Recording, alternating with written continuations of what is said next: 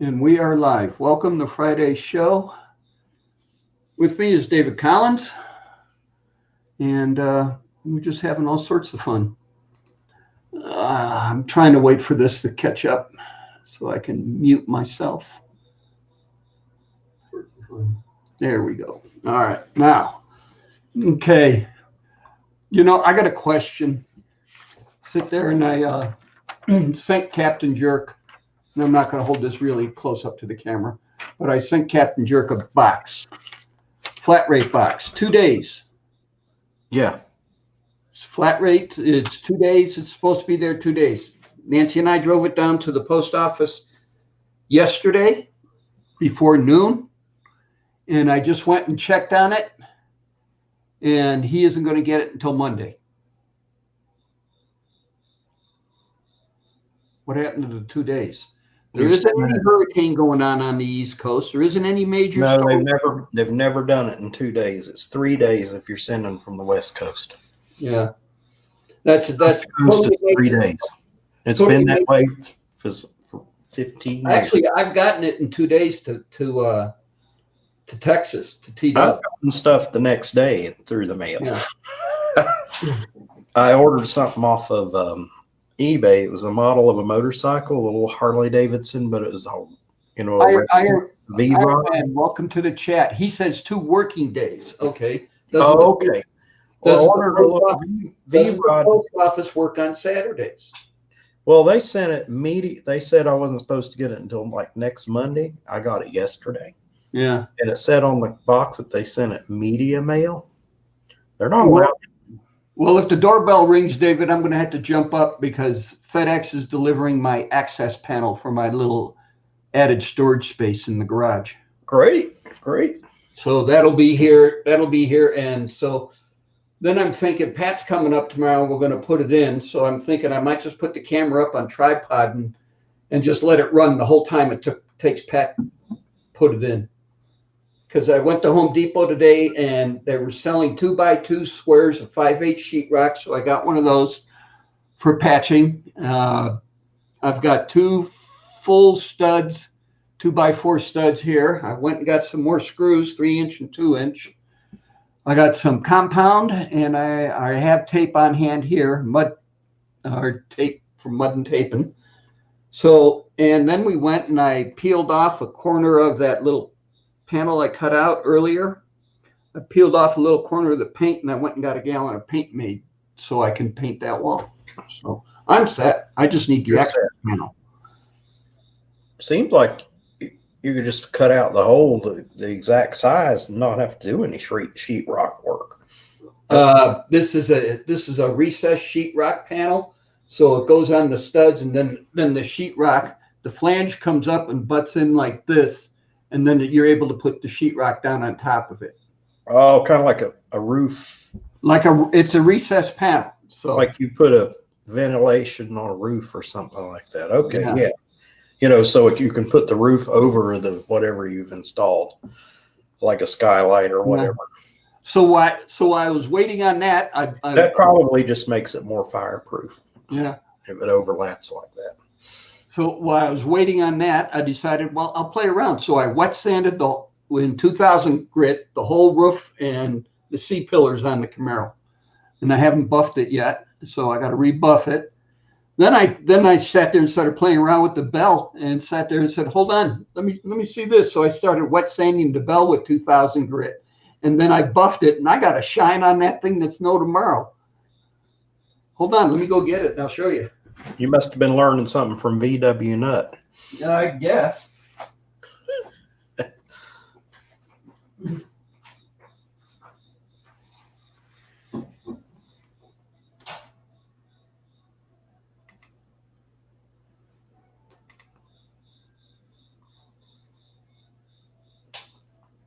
Oh, hazy days. There's the link. How long have you been up here?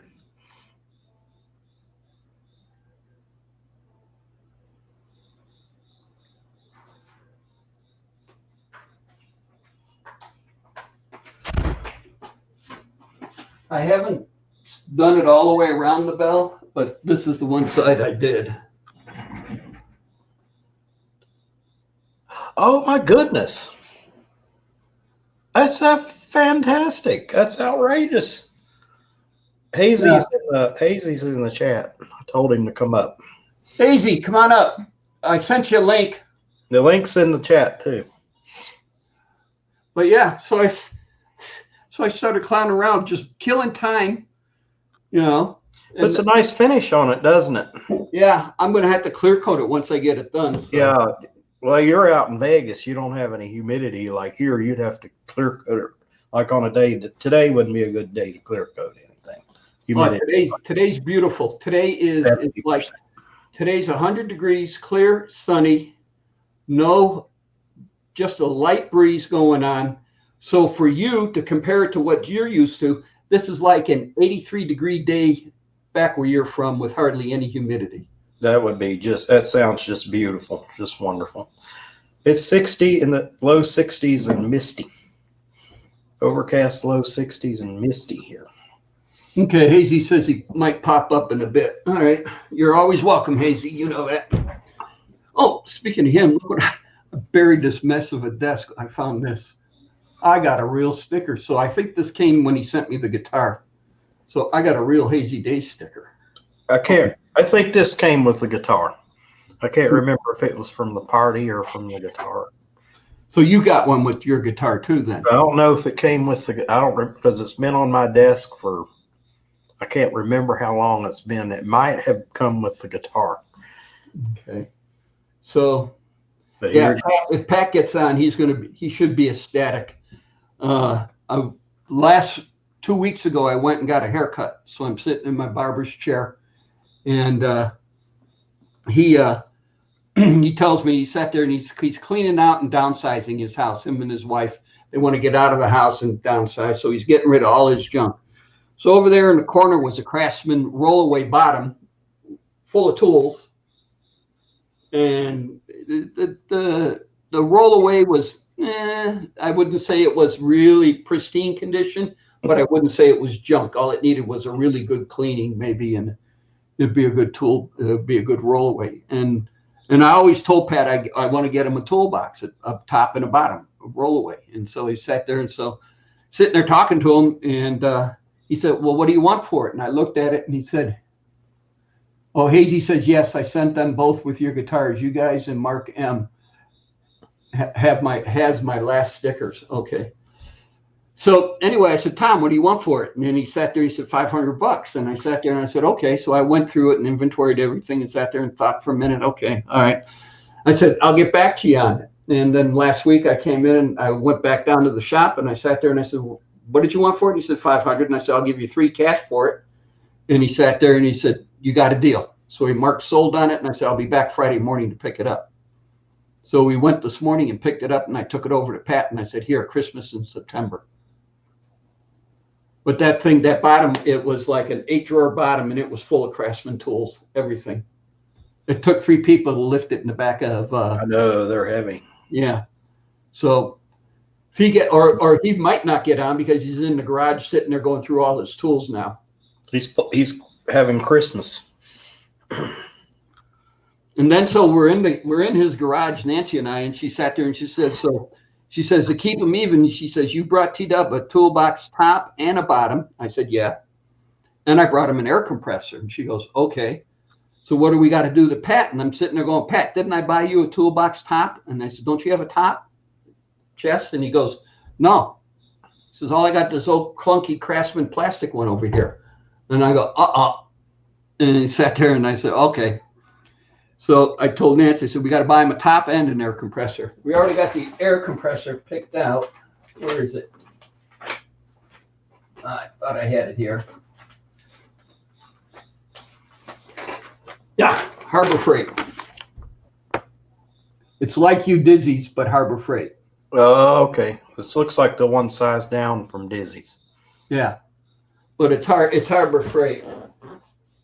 I'd have to go all the way into Pahrump, Nevada, which is an hour out, an hour back, to find to get one like Udizzy, because that's the only place where we have God, what's the name of that store? Tractor Supply. Tractor Supply. That's the only place where there's a Tractor Supply. Yeah. Yeah, Hazy, that toolbox bottom was a good deal. Tom's got a lot of sports memorabilia in there. I should grab a video camera and go down and video it all and put it on, make a video of it. But he's selling. Yeah, I mean, he's downsizing everything, and he has a lot of sports memorabilia. So I'm working on a box for Captain Jerk. I got a silver coin, some Louis Braille commemorative silver dollar. I don't know where it came from. It doesn't have much value for me, so I figured if I like to send. He seems to appreciate odds and ends being sent to him, so I'm thinking about putting together another box for him. I sent him 2 of these, and he Yeah. wanted some paint from the Camaro. I sent him a little jar of paint from the Camaro. I don't mind it because he appreciates it, and I want to send Jimmy C stuff, but it means FedEx, and it's down the street here. When we go to a friend of mine and I go out to lunch sometimes, and we'll go down to that part of town where the FedEx is, and we can just mail it on a Saturday when we go down there to have lunch. Yeah. But it's in a Kinko's. It's Kinko's FedEx. It's a combination. The Easy goes, I wish I had the space for an air compressor. Yeah. Yeah. Well, it depends on what you want to use the air compressor for is how big it gets. I mean, I wanted one that would use all my pneumatic tools and supply air for painting cars and stuff and everything else. So well, don't you need more pressure for painting than you do for the tools?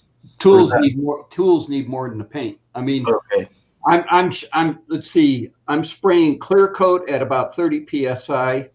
Me too, Hazy. I got a 6x6 shed. My landlord, as of today, we should have switched owners. And I haven't talked to the new owner about what we're going to do with the shed, but I'm going to talk to him and see if he'll let me make a shop out of it and keep the bike in there. And that would make me very happy to put all my tools out there. I'm sorry, Tom, I was responding to Hazy's comment. Oh, not a problem. Not a problem. But it's not that much bigger than your shop. It's maybe a foot. Yours is an 8x8, right? Mine's a 6x6. Yeah. But since I don't drive, that frees up a parking space in the parking lot. And I'm going to try to bargain with the owner, say, well, hey, somebody has a parking space that I'm not using. If I can have this, they said it wouldn't be a problem. I don't expect a problem from it at all, but it's not done yet. Waiting on the second shoe to drop now. There you go. But yeah, so Captain, thinking about, we were talking about doing skull head shifting knob for the Camaro. And him tinting it with the paint I sent him. He says mine's 8x8 on the outside, but 7x7 on the inside. 1 foot thick walls, huh?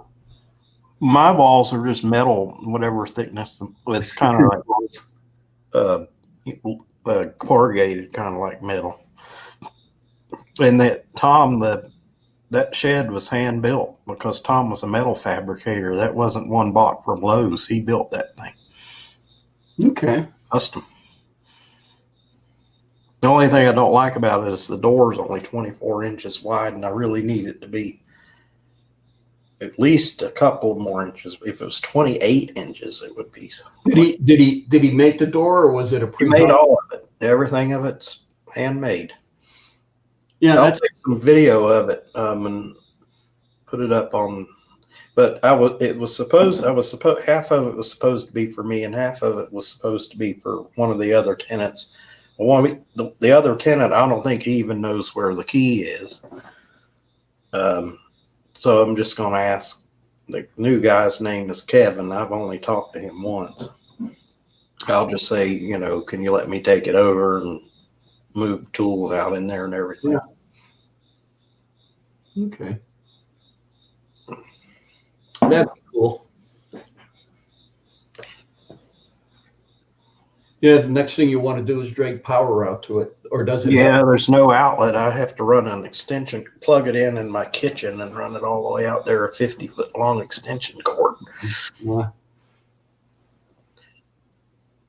Get an extension cord on a reel that you just roll it up at the end of Yeah. I'm using the cord I had for 20 years. I've had to replace the plug on one end of it, but it's still good. It's like, I bought that back when I had the boat. I used that. It's just for 120 volts, but I used it for shore power. That's how old it is. Oh man. On the boat. I only needed 110 volts because I just mainly used it to run the coffee maker in the morning when I'd stay overnight on the boat. See if Hazy.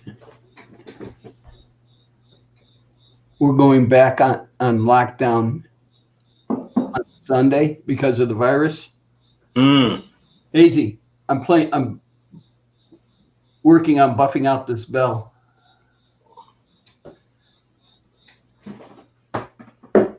So, well, we're going into phase 3 next Friday, which means they're opening up more. The ballparks, the fans can come back, but they can only be at a certain percentage capacity. I don't remember what it is. So we're still more or less basically, we're still closed down. I mean, the Raiders game was in their brand new stadium on Monday Night Football. Okay.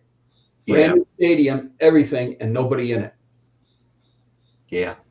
And so, yeah, the governor is steadfast on this. He is not going to, I think, loosen it up anyway, because, well, we are dropping. I mean, we are dropping. There was only, what they said last night, there was only 300 new cases in the state.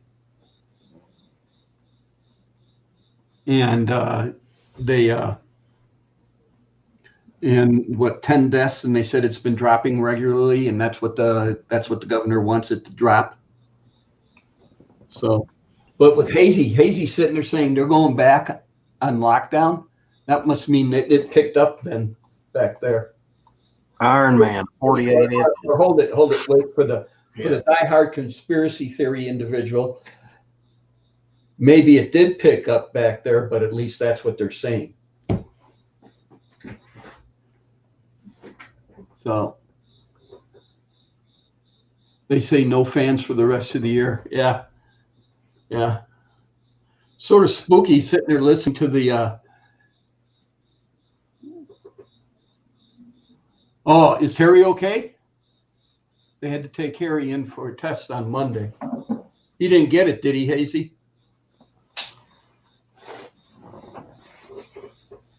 Awesome. Damn, awesome. The First Lady of Virginia got it. No, she did. Positive for COVID. You know, all these governors, I don't know if it's true in Nevada, but they're getting heck here because these governors want to keep stuff locked down. They want to keep it safe, and they're using their power that was granted to them to monitor the safety of the people, and the people keep pushing them to open. I don't think it's a good idea to open. Well, think about, I mean, our number one for our economy is our tourism. So, I mean. Well, see, Virginia was doing all right. And then for whatever reason, they decided to open Virginia Beach, which is a big resort area. And the minute they did that, the cases skyrocketed. Major breakout. He's been real sick, but he's on the mend now. Oh, that's good to hear, Hazy. Okay. That's good to hear. Thank you, Hazy. And then we might have another Harry Hendricks video coming out soon.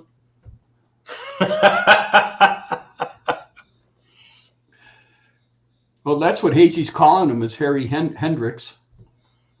Well, he's just going to pass down the tradition. It'll be natural to Harry. Yeah. Harry will have his own mountain bike and doing all the trails. Mm-hmm.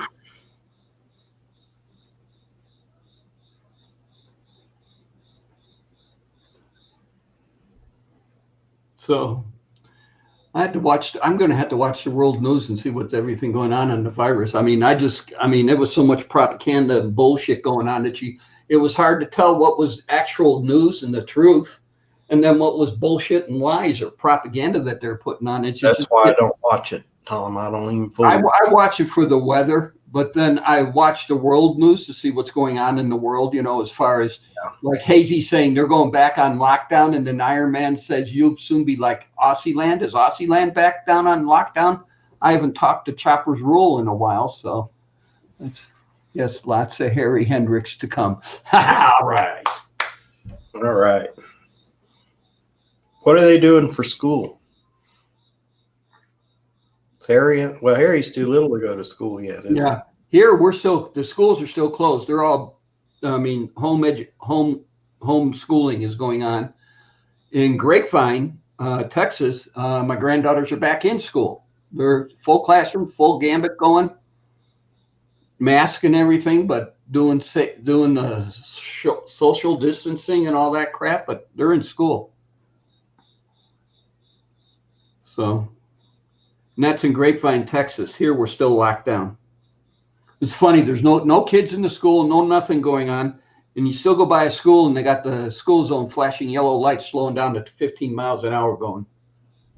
Oh, well, I've heard of people getting stopped on a Sunday going speeding through a school zone, and they got stopped by the police and said, "No, what?" The guy said, "Well, wait a minute, it's Sunday. There's no school."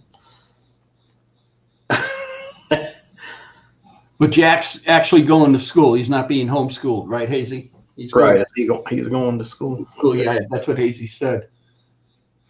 And then Iron Man says, starting here now, bars closed at 10 midnight, no booze after 11 p.m. and no gathering of more than 10 people. Well, they just opened the bars last Sunday at midnight. And it's still, and they even, you go into a bar here in Vegas and you got some type of slot machine, maybe in the bar top. And primarily, it's video poker usually. And so, and they locked those down and wouldn't let those come back up because it was a hard way to keep them clean.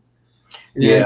And so this go around, the governor let them open up, and they can sit there and the video poker, bar top video poker machines are open.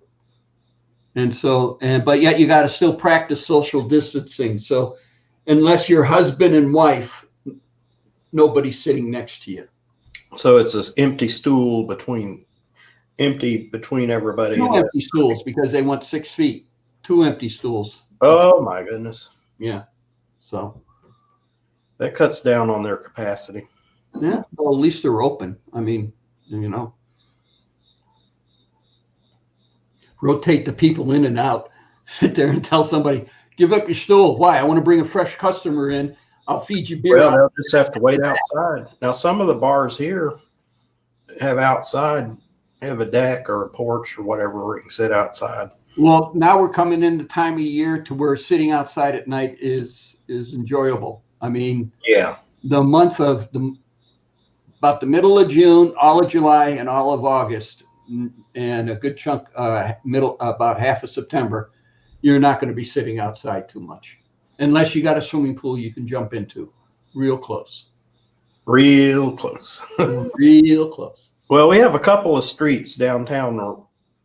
There's one street that's almost all restaurants, and they all have outdoor dining, and because it would help the restaurants increase capacity so much, certain hours of the day they close that street to automobile traffic and just let everybody social distance and gather. There wouldn't be any traffic. Everything would be. That's kind of cool to do that. I mean, that's helping out the restaurant people a little bit. Yeah, well, we got 2 streets. We got 4th Street and then we got Trade Street. So they alternate days. They'll do Trade Street one day and do the 4th Street the other day. That way they don't block, have too much blocked at the same time. Yeah. And everybody can just go down there and go out to eat and hang out and be quiet. Yeah. Okay. So let's see what else is going on. Told you about the 3 projects I got going on. I told you that I'm gonna, if the doorbell rings, I got to jump up and get it because it's my access panel. And I told you about Pat's new Christmas in September. So other than that, there's nothing else going on. I did take the Camaro out last Saturday. Unfortunately, I can't find the video. And me learning all these new video cameras and everything else ain't helping matters. So I did take video. I know it worked, but I just can't. It's not on that camera. I can't find it. And I searched the computer and I didn't download it. Only saving grace is I can call Kenny because I drove from here over to Kenny's house, and then I took Kenny for a ride, and Kenny videoed that ride. So maybe he might get that on it. Pat and I are talking on Sunday, taking the car out and doing some video work on it. You know, as driving up and down the street, we got a perfect street to find it to where it's no cars are on. Yeah. And actually, it's it's right behind Kenny's house. So I think we'll go over there and we'll do some video of the car.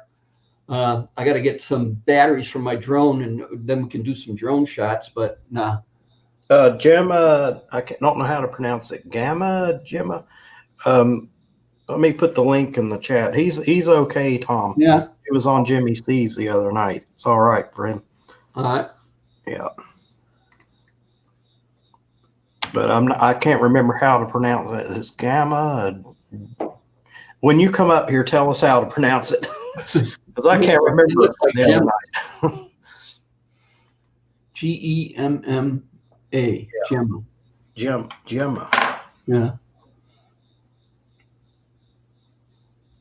Looking forward to, bad thing about it in the Camaro is I took the back seat out because I'm kicking around that now too on the back seat. I spent those 3 months or 2 months fitting that 96 Camaro back seat, fold down back seat in the car. Now I'm kicking it around thinking I might redesign the back seat. So maybe so there's no back seat in the car. So when we putting a tripod in there is a bear.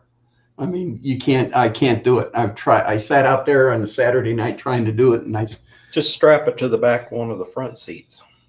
Actually, what I was thinking of doing is sitting there. The easiest thing to do is do a tripod like the cops have for their video camera that sits right up against the dash, and it just points right off the dash, and it's just a straight pole going down to the. Yeah, well, you could just take your tripod and fold the legs up, and you can get. My granddaughters are on. Oh, is it Evelyn or Emily? It's Evelyn, because Emily usually doesn't come on. So you can get suction cups too, Tom. You can just stick it to the window. Stick it on the roof of the car and just don't do $120. Yeah, I wouldn't do that. I'd be so afraid of breaking that $400 camera. Yeah. I'd like for it to at least be inside the car. So if it comes, suction cups come. You want to see my new phone? Here's my new phone. See, and look who's on it. Nice.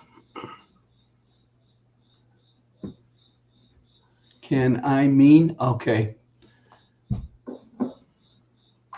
Evelyn, I think Evelyn needs to engage brain before typing. She's having a hard time there.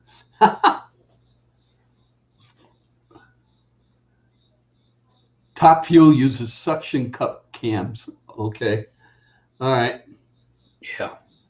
But I'm going to figure out something, but we're going to get driving videos of it, not of sitting in the car videoing, but video of the car going down the road. Yeah, fly the drone over the car. Yeah. But don't drive and fly the drone at the same time. Have somebody else drive the drone. Evelyn, what do you want? I see your new phone? Okay. All right, everybody help me decipher an 11-year-old's typing here. All right. And then PLS would pop up. To see your phone. What do you, here? Okay, I held it up to the camera before. What do you want to see? You and your sister. Okay. phone, you know? Is that what you wanted? Trying to appease granddaughters. Okay. But yeah, that's what we want to do. And that's Pat came by to this, oh, I want to say roughly right before lunch.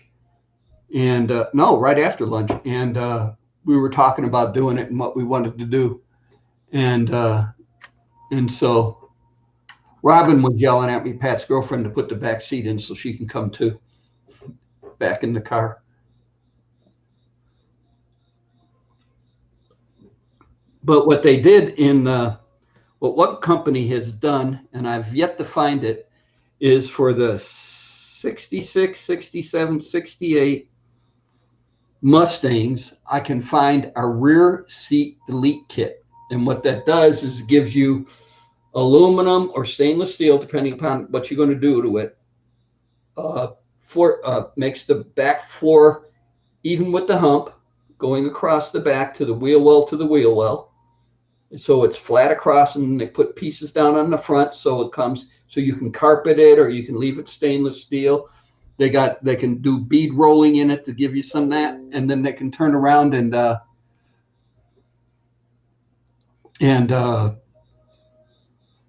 give you partially going up the back of it to the package tray. And that's what I was looking at, to sit there and see if I can find, but I can't find one for a Camaro. I can find them for Mustangs, but I can't find them for a Camaro. So, and other cars, if you Google rear seat delete kit, you'll see that you can get them for Celicas. You get them for just about any car but a first gen Camaro. You know what? Remember, I was looking for that little tiny switch I was telling you about? Found. You have to get 12 of them. To get one? 12 of them? I had to go. You wouldn't believe what I went through. And I finally found them. Somebody had them in stock, and you have to get a 12-pack of them. And it's like, no, I'll just wait until some. How much did they want for the 12-pack? I didn't. They didn't have a price. You had to ask them for a quote. Oh. Because if it was reasonable, I would have got the 12, got the one, fixed my project, and then the other 11. You know what? Back on eBay and sell them singly. I'm going to get the 12-pack, and then I'm going to keep like 2 of them, one and then one for like a spare, and then sell the other 10 on eBay for $10 a piece. I'll throw in the shipping. How about that? Free shipping. Look at Iron Man. I had to buy 100 acorn nuts to get the 4 I needed. Oh man. What did he have to buy the whole? See, now I need some electrical connectors. What kind? It's like 4 connectors that are 4 3/8 inch. Just what kind of connectors, Dave? I could go to McFadden Dale. You can buy them. You can buy McFadden Dale. You can buy them in the 1 count. You can buy them in a 5 count. You can buy them in a 20 count. You can buy any count you want at McFadden Dale. And if you look, and they have just about anything. Anytime I got a hard time finding something, I go to McFadden Dale, they got it. I'll find out for you exactly what I need. But the closest I came was you could get a whole kit. It has all of them on one on Amazon and Walmart.com, but you have to get, I think it's like $20. And you get a box, and it's all the different sizes. And it's designed for people who don't do like connect amplifiers and music stuff up. That's all the different connectors. Oh, okay. I'll let you know. I'll send you an email. All right. But yeah, I can't find anything on the, I go to the, first I don't, with the virus thing going on, I don't go out that much. So I'll shop. I do most of my shopping online. If I can't find it online, then I run down to McFadden Dale, and well, it's so much easier to do it online. When my father had it, when my dad had his company, we had a fastener, a person that sold us fasteners, and I think the name of the company is Fastenal or Fastenal, yeah, yeah. yeah. And we would buy boxes and boxes and boxes of all different sizes and shapes, screws and bolts and nuts, whatever you needed. And they sold those. Yeah, the best projects I like is when I can go out in the garage and I know I've got all the material to build this project on hand and I don't have to go to a store and buy anything. Yeah, it used to be I that. love, My I, dad had his business, and they would go. There was a Ford plant. There was a plant that made Ford trucks there, very Mhm. close by, and they would go to the Ford plant and get buckets fulls of nuts and screws and bolts that they swept up off the floor at night that were dropped on the floor when they were manufacturing. That it would not have been profitable for Ford to have someone sort through those so they could reuse them, and they gave them away, buckets full of nuts and bolts. And yeah. Well, we sorted through about it. we got all. Think about what Ford's paying those guys to sit there and to assemble cars rather than picking up nuts and bolts and putting them in. And I don't blame Even then sorting them out to sit there and put them back in the stock. It'd be no, cheaper for we them had to time find to new. sort them out. We sort, but Ford, as big as Ford is, they don't have time to sort through buckets of screws No. or nuts or bolts. So we inherited those. But when you're small and you got some downtime, you can go back there and sort through the nut and bolt bucket. Mm-hmm. Make yourself useful. Yeah. Well, that's it. I had to do that with when I started putting the storage bins together, going through all the nuts and bolts and the junk ones I had rather than the new ones because I keep 1/4 inch, 5/16 and 3/8 and 1/2 inch nuts, bolts, and washers on hand in the bin storage I got in the garage, and I keep it pretty well full for anything that might come up. But then all the miscellaneous nuts and bolts and everything else that I collected over the years, I had to sort those out. And you should have seen the tool bench when I was doing that. I was sitting there, had to, okay, this one's 5/16, so I'll put it up. This 3/8 coarse, up this 3/8 fine thread. And you had to sit there and sort them out by the size and the thread count. Well, I don't. I have bad eyesight. Everybody on the panel knows that. I can do them all by feel. I don't even have to look at the screw to tell you what size it is, what the thread is, whether it's 1032, 1224, whatever. Mm-hmm. I can feel at the size of the screws. My dream is to find somebody that wants help building small engines. I'm working in manufacturing right now, putting things together, and I just thank the Lord I got a job where I use my hands all day, and I know there's a path. I know there's a future because I'm going to get a job working in a shop helping somebody. There you go. Scrapping Irish is in the house. Cheers. Scrapping Irish, cheers. Have you seen Ian's video about beer shopping? That's one of the reasons I shop online. Ian's beer shopping. He put a short. Like I saw that. Yeah. How they had the one brand. But the thing that kills all me different ways. But didn't Ian say he was quitting drinking beer? Yeah, that kind of puzzled me. So why are you shopping for beer when you quit drinking beer? That's why I put beer everywhere. This store he went to was Beerland, and they had tons of it. They had liquor too, but it looks like something like Total Wine. Yeah, that's what it looks like, a Total Wines or something, a big liquor discount. Just big liquor store. Big box discount liquor store.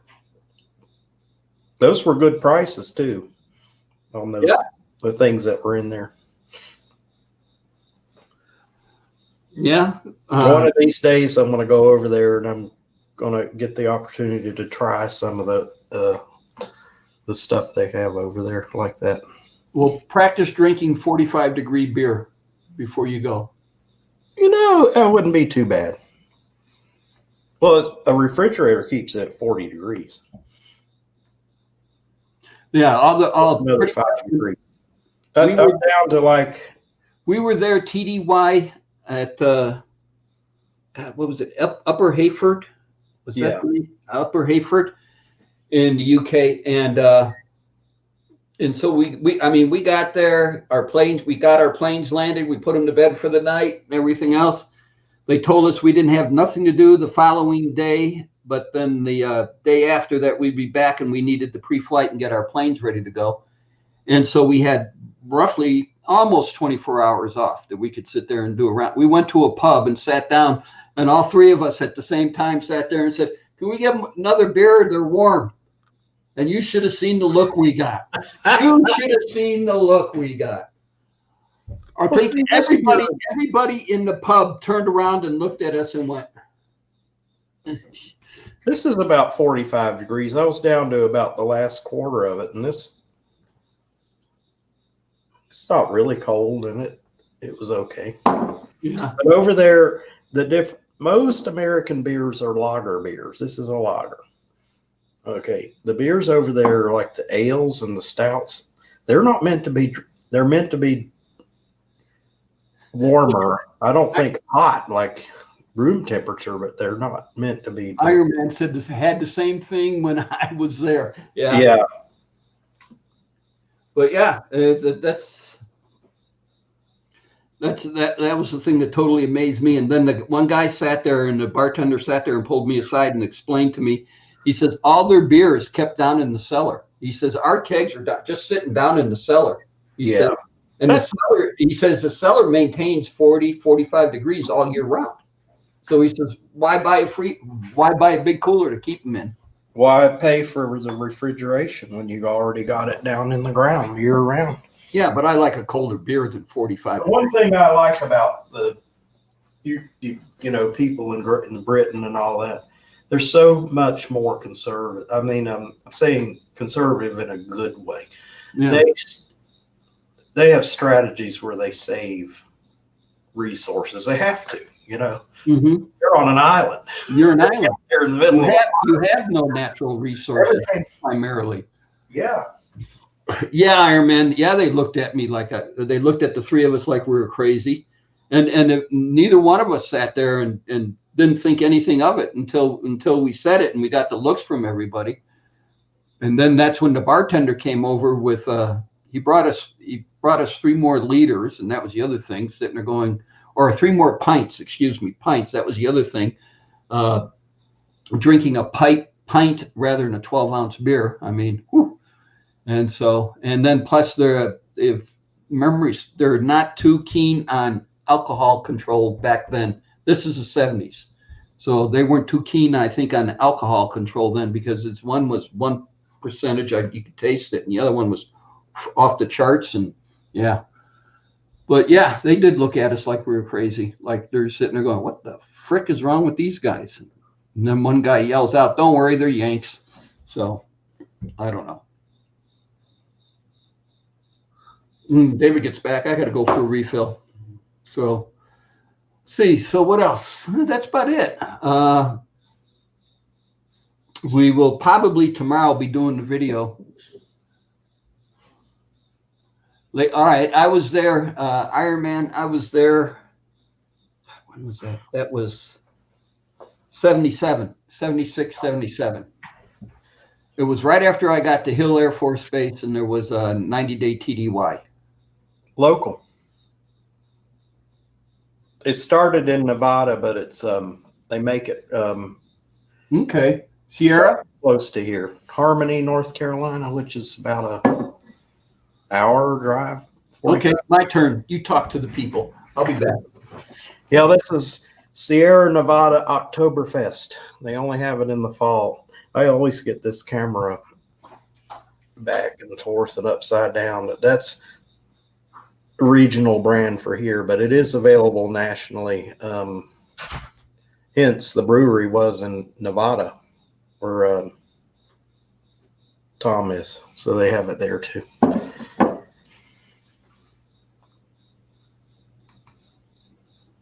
Always pushing the wrong buttons. And Jimmy C's always giving me a hard time about it. Iron Man, why don't you come up on the chat? It's easy. It's StreamYard. You just hit a few buttons. Are you doing it on the phone or on a PC?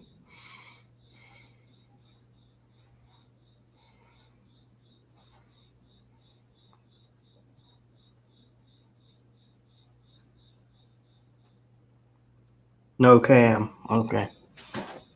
$20, Walmart.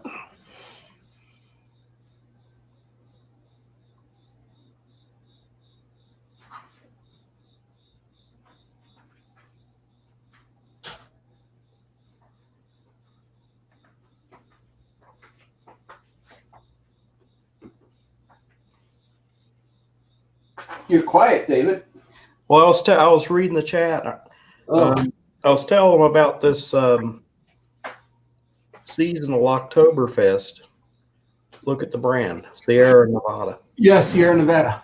Okay, well they brew it here too. They have a brewery about 45 minutes away. I meant to look on. It's in real tiny print. It tells you where it's made. It is made in North Carolina. Look at Ira. Please tell me you didn't buy pumpkin beer, David. No, I don't know what flavor it is. It's really smooth though. I've had the regular Sierra Nevada Pale. It has a bite. I can't drink it. It's too bitter. Okay. The regular one they have all year round is a pale ale. All right. So who's the one on the East Coast? What's that up by? And it's brewed up by Dizzy and Jimmy C. Samuel Adams. Sam Adams, yeah, I believe they have an They October. got an Oktoberfest. It's pretty tasty that they come out once a year with. And so, yeah. The Anheuser-Busch comes out with one called Spot. And we had a big Oktoberfest bash. We have one here every year. And it's like, not this year, but one year they serve the Anheuser-Busch brand, whatever it is. And that's really smooth and really nice. They have two. They have I think it's Bud Light, for people who don't want wow. I'm reading the text. He sat there, got to save my pennies, just put out $1,400 on fixing my boat motor. Flywheel cut the Schrader harness. Cut the Schrader harness. Damn. Okay. I thought you had just had a lot of work done on that motor. And it busted again? Damn. Certainly. Now, the Samuel Adams October is it's not a bad beer. It's a little it's tasty. Well, it's kind of sad. I just stocked up today. Well, October. It's not even October yet, so there's a beer.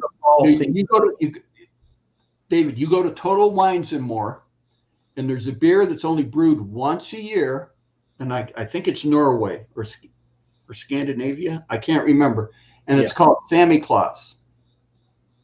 Okay. Hold on. I'll show you a bottle of it.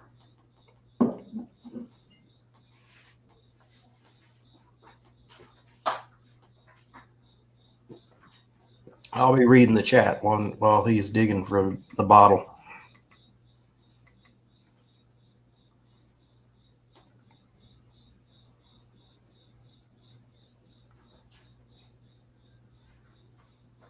Oh my goodness.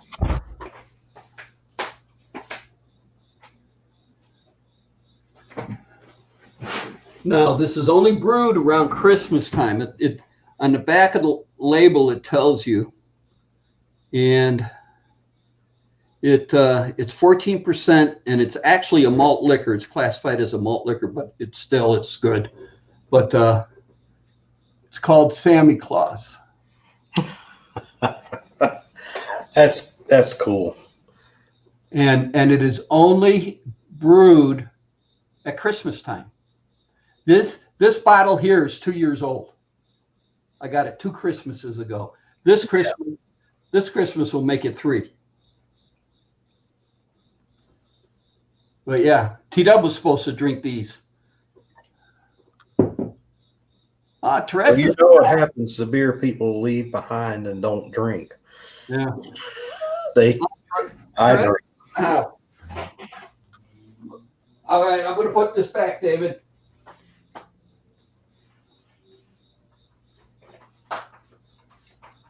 I was visiting my mother's, and I only go there 2 or 3 times a year. And it was the first day, and I said, I'm gonna go out there and look in the refrigerator on the porch and see if there's a beer. And they said, no, there's no beer back there. Nobody. I found a beer that was like a 6-pack of beer that was like 2 years old. And my brother said, hey, well, can I drink that? And I said, yeah, as long as it's been refrigerated and sealed. And if you open it and it has a fizz, it's good. They were just fine. They were just like the day they were bought, and they were 2 years old, and they had been sitting in the refrigerator for 2 years on my mother's back porch.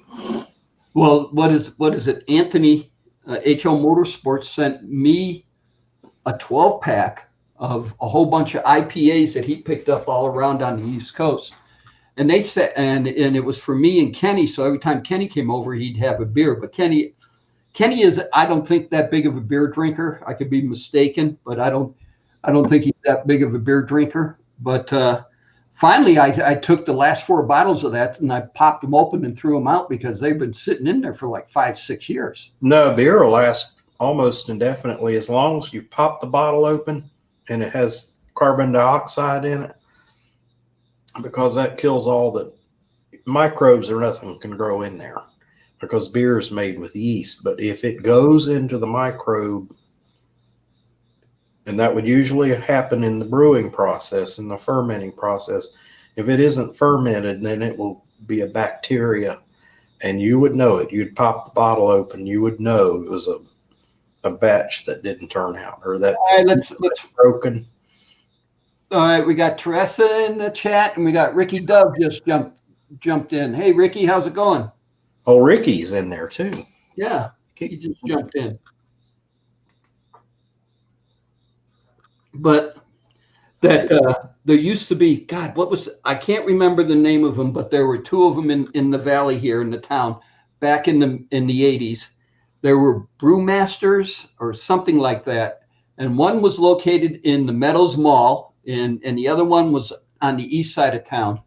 And this was a bar that had every beer in the nation. I mean, and they selected every beer in the world, I should say, not the nation, but every beer in the world. And they would select 101 beers. And so if you drank all 101 beers, not at one setting, but during this time, you had a card, you were on record with them. And then you passed the 101 club. All right. And so then they gave you 202 beers. Well, you passed the 202. You get the point. 303, 404, 505, all the way on up. You can go because they had so many different beers that they would configure. All right, this is David. This is the 101 beers you got to drink to sit there and get to your 303 from your 202. So here it is. And they give you that list, and you drink it, and they check them off and everything else, and you had no time limit. But as you got up in the numbers, they gave you certain prizes. When you got to 505 or 606, I can't remember, they gave you a leather jacket with their logo embroidered on the back of it. And my brother Michael, definitely, he was up there, and he's the one that introduced me to Sammy Claus. And he sat there and he says, it's just a beer. And they had it on tap. And so they poured me one, and I drank it. And then I sat there and they want another. Yeah, give me another one. And Michael looked at me and he goes, you sure? 14%. And I said, yeah. I said, what we're doing? We're just walking around the mall. It's a 12%, like 4.5 or something. And you're done. So they poured the second one. I drank it. And then Michael said, well, we going Christmas shopping? I said, no, we're going to your truck. We're going back to the house. I drank 2 of those Dragon's Milk, and which one has the high alcohol? Is it Dragon's Milk or the Old Chub? One of them has 11%. And the Dragon's Milk is 11%. That kicked my ass. I sat here and drank 2 of those, and got a buzz. T-Dub has a beer. Not knowing. T-Dub has a beer down in Grapevine that's brewed in Texas, and I can't remember the name of it, so I'm not going to. And he picked up, and they sell it in 4-packs. And he picked up and it's high. It's like 11% or 12%. Mm-hmm. And he picked up a 4-pack, and I think he sent it off to Hazy. I'm not sure, because he asked for Hazy's address and then asked me how I went ahead and sent it off. So I don't know. I expect one of these days we'll get a video from Hazy with him sitting there drinking beer from Grapevine, Texas. Well, you know, Hazy's off the beer. Yeah, well, He hasn't had a beer for like 6 weeks or something like that. He's off the beer, he's off the cigarettes, and he's off the pot. So. And he's on the bike. I know I said that joke last week. So he's pedaling his ass all over the neighborhood. Well, he knows. I envy him a little bit. He knows his way around the neighborhoods. He knows all these back ways and all these little trails. I'd give I wouldn't know how to get around here. You know your neighborhood that well, David?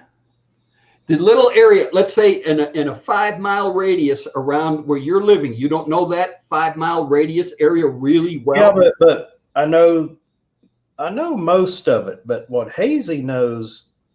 Well, I think it has something to do where he lives. They're trying to do that here. They're working on it here. They're building trails and paths here, but they're not. Well, that's all they haven't gotten there yet here. But where he lives, they have winding paths going through the woods and stuff like that. It's so cool. It's so yeah. Cool. They have be riding there on a path, and then all of a sudden be on just a 2-lane residential street. You know, like boom. You know, it's like. Man, he knows his way around. We don't have woods and such, but we have paths that sit there and take you out. And it doesn't take you out per se into the desert, but it takes you out and around. A lot of the new subdivisions, part of their requirement of building, let's say you're a land developer and you're coming in and I want to sit there and I want to build a residential community of 400 homes on this property. Well, they're going to require you to put in X number of parks, bike paths, everything else for you to build this. So then you got to bring your plans in. This is Henderson I'm talking about because I know how they work. And so then you bring your plans into community development. Community development hashes over and everything else and sits there and bleeds, marks on them, everything, and gives them back to you, dear land developer, and says, nah, we're not going to go for this, but we need to do this, and this, and this, and this. So then you make all those changes and you bring it back to community development. Then you go in front of planning commission. Planning commission is like 5 or 6 members on the planning commission board, and they're all up there sitting high and mighty, and you're talking over your project saying you're doing this and doing that and everything else. And community development says, yeah, we have worked with Mr. David Collins and his project seems to be very good, and the city of Henderson is very happy with it. And so then the planning commission will sit there and go, okay, with community development's endorsement, we'll back this project. Community development doesn't give you the endorsement. The planning commission sits there and says, nah, you need to talk to community development some more, and kicks you out the door. And you still haven't moved any dirt. And so that's the way it works in Henderson. So we end up getting these parks and everything else. And the whole idea is because in this valley, and a lot of people don't realize, everybody says Las Vegas, and they figure all this is Las Vegas. Yeah. Well, to the east of Las Vegas, to the east of everybody thinking Las Vegas is Henderson. Beyond Henderson is Boulder City. Boulder City takes you to the dam. Boulder City was built for the workers at the dam. So that's how Boulder City came about, its existence. So then you got Henderson, you got Boulder City, you got Clark County, which I live in Clark County. I don't live in Las Vegas, Nevada, even though all my mail's addressed Las Vegas, Nevada. Yeah. Clark County, Nevada. Then you got the city of Las Vegas. And then the dividing line, if you ever looked on a map, is Sahara. Divide Clark County from that. But the city is in Clark County, but it's still the city of Las Vegas. Clark County has their own fire department. City of Las Vegas has their own fire department. North Las Vegas has their own fire department. Henderson has their own fire department. And Boulder City has their own fire department. That's 5 5 government agencies in this valley that control what goes on in this valley. What they're trying to do is when they sit there and they do the parks is interconnect, get the parks. So I'm in Clark County and I'm butting up to this development in Henderson. We want to get the parks interconnected so you can ride all around the valley. They're doing that here. They've Bicycle. done a whole lot in like the last 10 years. We used to have I-40 go 2 blocks away from where I am right now. Well, they made it a bypass. They call it I-40 business. And just now they had redone all of it going through the city. And it's what's the route number? 421 now. It's not I-40 anymore. But they have some of it still under construction. They have a bikeway, a strollway. They've connected. Our neighborhood was cut in half by an interstate. The halves of the neighborhood have just now been joined back together. We're all one big neighborhood.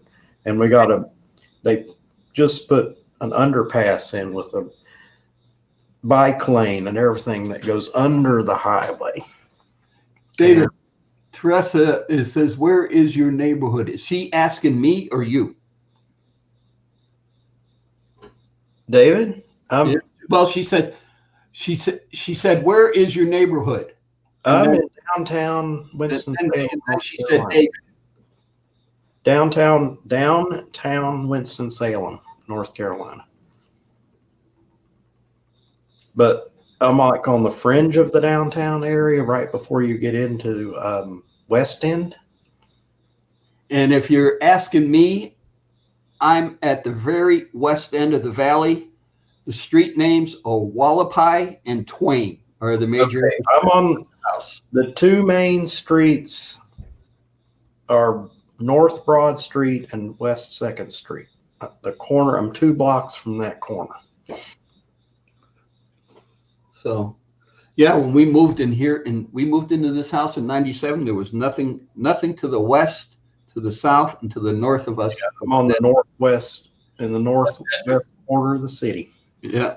Well, I'm in the start of the foothills of the Spring Mountain Range on the west end of the city. Yeah, you go past 421. This is the big road I talked about them building. Then you're on the south side. Zip code changes, you're in south side once you cross that highway. There's a railroad track that goes through there and the highway. When you're on the other side, you're on in the south part of the city. I'm in the northwest. And then we have east side, East Winston. And then we have that big area in the northern section. That's where the airport is, and they have the what they call the research center. Yeah, if you ever make it out here, David, and I pick you up at the airport, we're going to get on what is called the Beltway, and we're going to start driving west.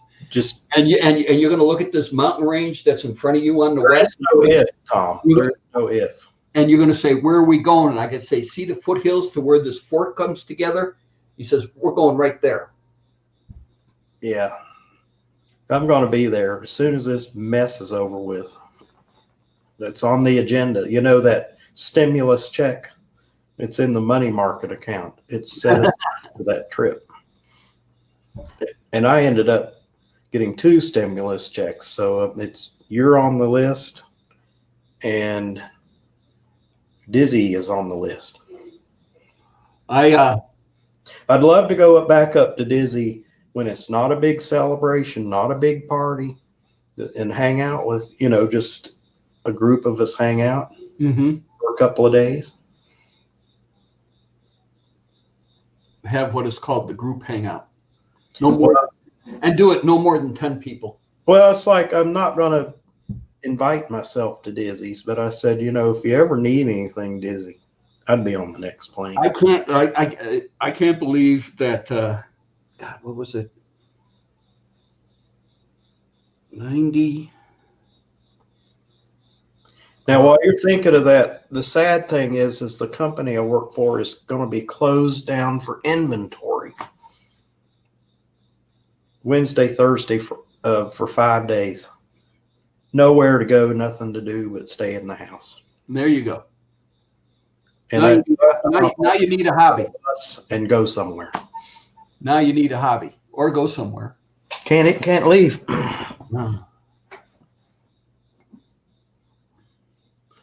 Well, I'm sure glad we got to see the girls in June. When we vacated at the end of June, going to Grapevine, and sat there and said, "The heck with this." I had not. You sit there and torment yourself, going, "Okay, I'm old enough to where they put me in the bracket that, hey, you could die from this because of your age." Okay, but yet I have yet to miss a granddaughter's birthday. No, it's like I'm not going to miss my mother's 80th birthday party. By hook or by crook, I'm going to get out of this. Hopefully, this will be over with far enough where I can go. But it looks like I know Thanksgiving is out, and I know Christmas. I have a feeling no Christmas this year. What? They knew about this in January, roughly. I think I got it in January. I was sick for like a week with this. When T-Dub came here over Christmas, I was sicker than a dog, but I had to sit there and keep going because we got the grandkids, and then everybody got sick because my brother was sick over Christmas. Dizzy was sick over Christmas. That was and then it lasted, and then the thing that killed me is usually, okay, I got a cold. All right, fine. All right. I can get through it. Everything else, I can get through it. So then I got through, you're sitting there going, okay, 6-7 days later, this thing's going to be history. I'll knock this thing out. This thing stuck around for 2.5-3 weeks. Yeah, it was COVID. That wasn't flu. Oh, excuse me. So, but yeah, so we went. I mean, I'm sorry. I'm at the end. As they say, I'm at the end of my e-ticket ride here at Disneyland, and I want to make the most of it that I can. That's right. So, cheers. Well, something that I've never done, and I'm going to do the research on it. I've never been to Disney World. That's something children do at least once in a lifetime, and I think I'm when this mess. If they were handing out number tickets when Disney World opened. Okay. Remember, I was stationed at MacDill Air Force Base, Tampa, Florida. Yeah. When we were handing out number tickets when Disney World opened, Nancy and I probably would have had numbers 150, 151, because yes, we were in that massive line getting in that place the day they opened. Well, it's like that's coming to you to Vegas and Disney World are the two things on the list. When it's safe. When it's safe. So if you come out here, David, how long are you going to stay, and what do you want to do? It depends on what the cost of housing or hotel is. That would be, I've heard the hotel rates are not bad. I heard the rates there are reasonable. Mm-hmm.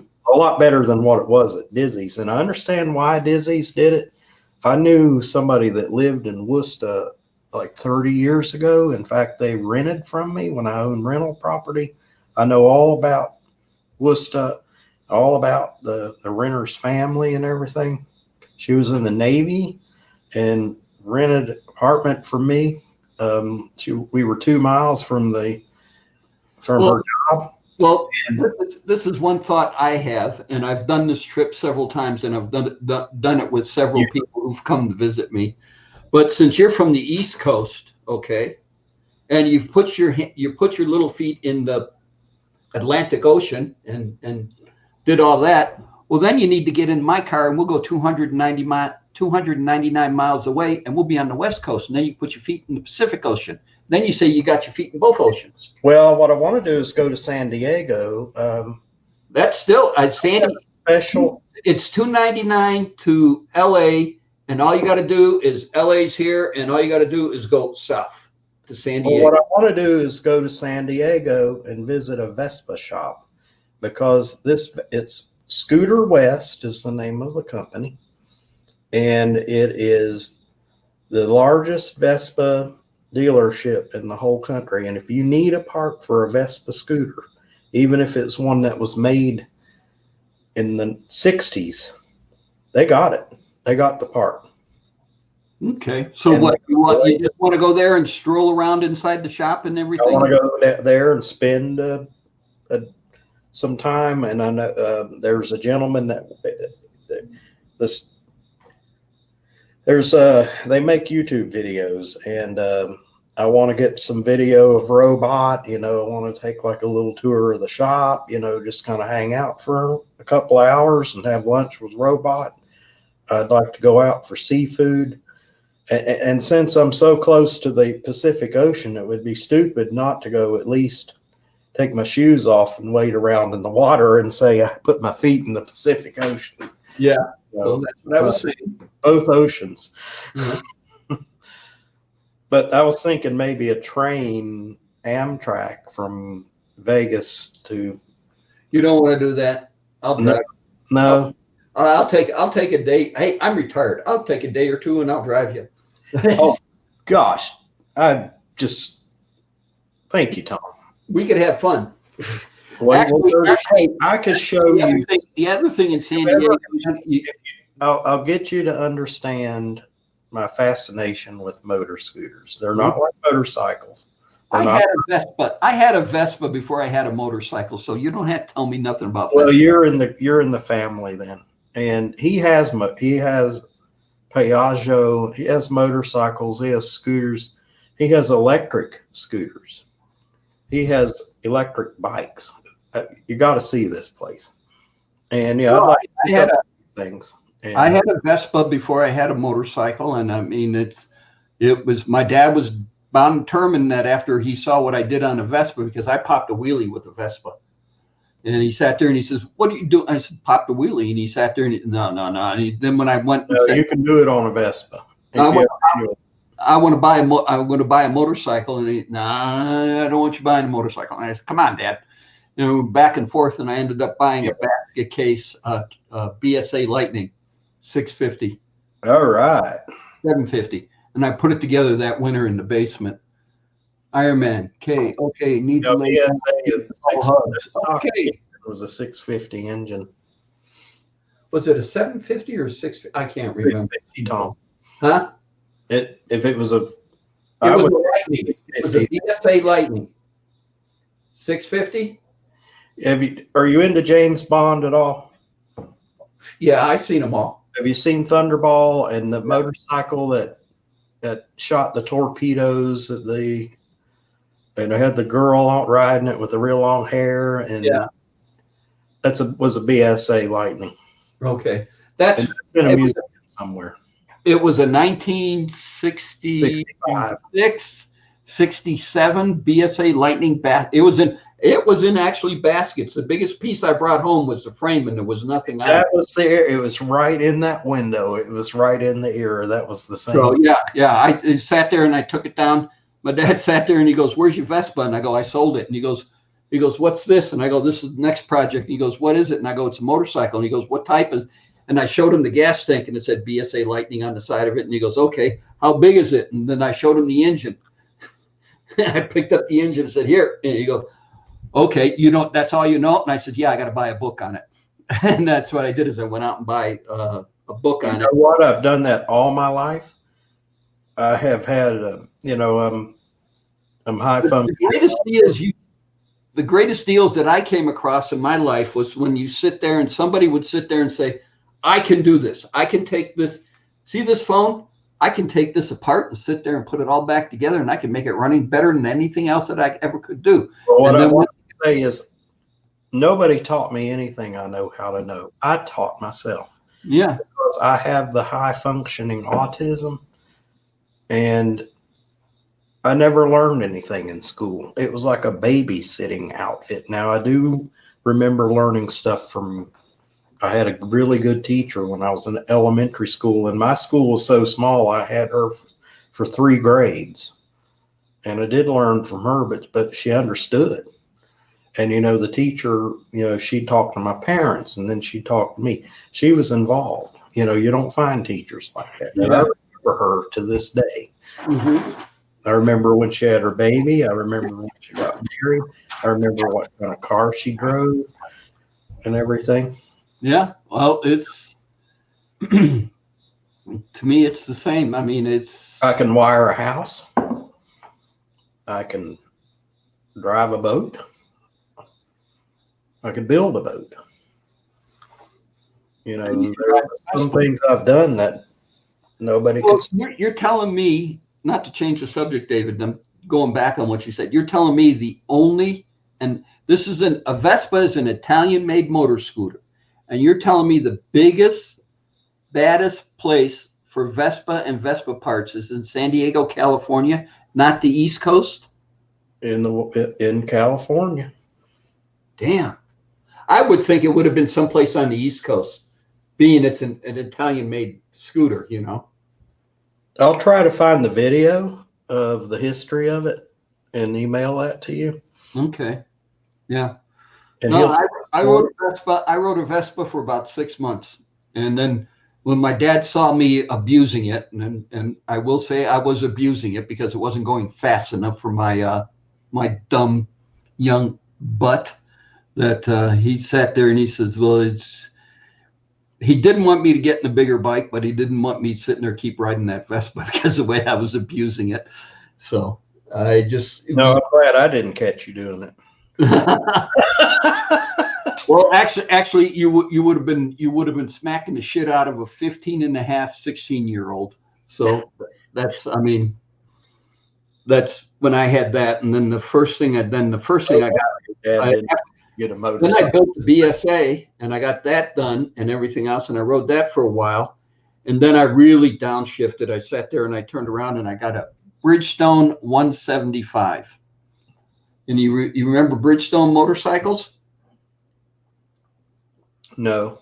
Bridgestone 175, and the next one was a 305. I had the 175 for 6 months, and then I got the 305, and it was more of a cafe style street bike. It wasn't. I mean, they were trying to keep up with Honda, and like the 305 Dream. So well, everybody was trying to copy Honda. Then you had the Bridgestone. Well, Bridgestone was another Japanese motorcycle maker, but they were a lot cheaper than Honda, and they were all 2-cycle. I don't think I ever owned a 4-cycle Bridgestone motorcycle. They were all 2-cycle. There was something about a 2-cycle. I had a scooter, 2 scooters. I've had 4 scooters. One scooter was made from China that had a 2-cycle engine, and they had cloned a Yamaha engine, and that thing would go. That thing was more fun. But when you go to a 4-cycle engine, and you said cycle, not stroke. Yeah. I went into a shop one day and was talking to the guys about a 4-cycle engine, and they looked at me. What is a 4-cycle engine? I said, well, it's, you got the oil, you got the compression, I explained what it did. Every cycle, that's what You mean a 4-stroke engine? I said, yeah, it's either way. It's cycle, stroke, same. Tomato, potato, who cares? But see, a 4-stroke engine doesn't have the power, the initial power surge. It doesn't have the torque of a 2-cycle engine. No. Because the piston, it has to go through the 4 cycles. Whereas a 2-cycle engine, boom, boom. It's gone. You're in the power band right there. I mean, if you put a motorcycle with the same power, same number of cc's, if you put a 2-cycle motorcycle and a 4-cycle motorcycle side by side, the 2-cycle motor will end up in the intersection, will be halfway out in the middle of the intersection before the 4-cycle motorcycle moves out. Yeah. Because that has that. You understand it. I don't need to explain it. Well, actually, the funny thing about it is to sit there and watching dirt bike racing, and I did because both T-Dub and Pat were in it. But T-Dub had a 250 2-cycle, and Pat had a 450 4-cycle, and they both kept up with each other. Pat's was a little bit faster because of the torque that the 4-cycle gave over the 2-cycle, but Pat was, I mean, it was funny sitting there looking at these two guys when they were riding dirt bikes together. because they at that time, and actually if T-Dub didn't move to Grapevine, Texas, those are two brothers that I could ever see that I ever saw in my entire life that were possibly inseparable, because they do love each other so much, and it's a unique situation to watch them. Yeah, I'm close to my brother. We have interests in common. The only one I'm close to is somewhat close to in my family is my brother Jerry, and that's about it. And, Well, my family, I'm learning. and my sister Mary Jo. And in my 50s, here in my mid 50s, I'm learning how dysfunctional my family was, and how unhappy I was. in Webster's dictionary, if you look under dysfunctional families, there will be a picture of me and my brothers and sisters. Yeah. And out of all, my comfort. Here, this is at my sister Mary Jo's wedding, who's in the lower right-hand corner, but there's all 7 of us. That's a big one. Big family. Yeah. Well, my dad was Irish Catholic. He was trying to keep up with the Mormons down the street. The guy in the tie is my brother Jerry. Next to him, going to your left, is Peggy, and then Mary Jo. That's whose wedding was there. Wedding dress, of course. Above her is Patty, then me, and then my sister Kathy, and then below Kathy is Michael. Uh-huh. And so that was at Mary Jo's wedding. God, I don't know how far back that was, but yeah. But out of 7 people, you just saw 7 people there. I communicate only with roughly 2 of them. I'm down to 1. Okay. My brother. And Mary Jo, because she lives in Grapevine, Texas, and I go down there and I see her. And if I go down there and I don't tell her, and she knows I went down there and didn't tell her that I was down there, she'd yell at me. So I tell her every time I go down. And then of course my brother Jerry, because he keeps calling me about different things about cars. But Jerry is a craftsman. You want your basement remodeled, or you want to put a home addition on, or that's my brother Jerry. Yeah. He should have pulled his own contractor's license, and he should have been a contractor, but instead he went to work for AT&T. So, I mean, he got a pension. I mean, he got a pension, he got a 401k, you got this, you got that, you got this and that. Well, heck, you look at all the fun he missed out of having the headaches of being a contractor. Yeah.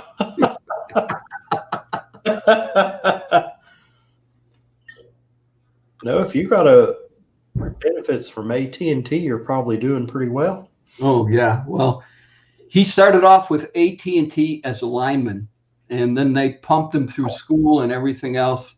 Mm-hmm. And then he became a fiber optics engineer. I don't know what that involves. And then he just started designing fiber optics systems. And then he was 30 years AT&T, and then they're sitting there and they're downsizing and everything else, and they're offering a buyout package. Yeah. And he got a big chunk of change after 30 years. And so then he sat there and did that and everything else. And he said he sat home for a week or whatever, and he got phone calls from AT&T's competitors. They wanted to hire him back, and they sat there and they almost doubled his salary, gave him twice as many benefits and everything else, and hired him back. And so now he's working again. We're in trouble. So many people who are retired have gone back to work. The man with the plan. Cat, what's going on? Hey. How you doing? Hey, you got to love the United States Post Office. You check that tracking number I sent you? On that 2-day package that's going to be delivered to you in 2 days? You'll get it Monday. Yeah. And the post office is trying to figure out why they aren't making any money. When you when you say 2 days, be 2 days. That's why FedEx and UPS are beating your ass in the ground. Well, it's actually 2 to 3 days, but sometimes they take a week. I was telling Tom that he was sending it practically from the West Coast. He's you're 4 hours from the Pacific. I'm 299 miles away from LA. Okay. Well, see, that's technically you're on the West. Like I say, I'm on the East Coast, but I'm 4 hours away from the ocean. But I say the East Coast because it makes it easier for everybody. But if I sent you a package from here, it would take it 3 days to get to your place, even though I sent it. I've sent packages to Dizzy, and I try to use the flat rate because it's the most reasonable rate. And Dizzy's gotten them in 2 days. Don't And ask me to explain the the last answer. one I sent Captain Jerk got to him in 2 days. They normally do. Yeah. I fell asleep. I wanted to tell you it's on the way. Oh no, I checked it earlier. I fell asleep. I was going to tell you last night I like your haircut. Thanks, buddy. Oh Yeah. yeah, Tom. We I were. just woke up a little while, like a couple of minutes ago. Hey, me. I'm sorry, Justin. No, it's all right. See you on. I made Jimmy C's. I caught the end of it this morning. I woke up at 1:30, and it's like I'm so sleepy. So I got up and got some coffee, and I came out here about 2:00. And sure enough, he was on. He was still alive. You were there. I mean, and you know what? I was drinking coffee, and I said, "They said get you a dilly dilly, get you a beer," and it's like, it's 3:00 in the morning. 2:00 in the morning. You want me to go get a beer? You know what? I drank 4 beers, and I woke up at about 6:00 with a headache, and I go, I don't have to go to work today. I got me a drink of water and took my meds and went right back to bed. Yeah, there you go. I didn't get up till 11 o'clock. It happens. I had a headache. I drank so much beer. I had 4 beers.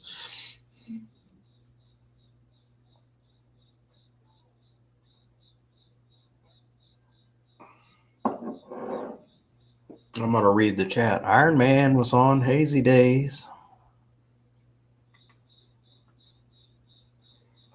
Iron Man's still there. Ricky Dove.